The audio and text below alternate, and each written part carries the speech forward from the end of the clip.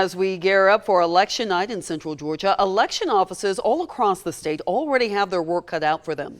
On Friday, the state election board passed several rules, including one requiring all ballots to be hand counted. Now, they're only counting the actual number of ballots, not the vote totals. Solene Arif shares how that could work in Bibb and Houston counties.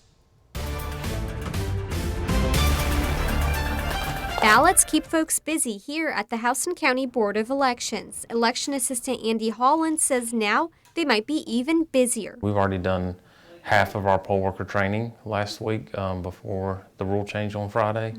So, we will have to go back and go over those procedures with the poll workers. The new rule would require a poll manager and 2 poll officers to unseal ballot boxes, remove and record the ballots, and have them hand counted by 3 people. If anything, it could slow down a little bit getting the results out.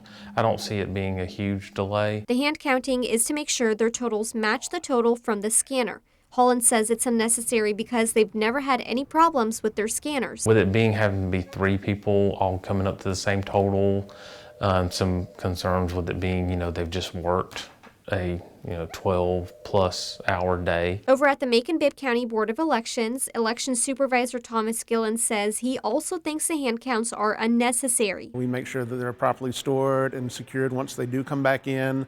So security and accuracy is how we do things. He wants folks to rest assured that poll workers aren't tallying the votes. They're just counting the number of ballots cast. There are so many checks and balances to make sure that we know who has been sent absentee ballots. And so those are the only people we expect absentee ballots back from. Reporting in Macon, Solene Arif, 13 WMAZ News.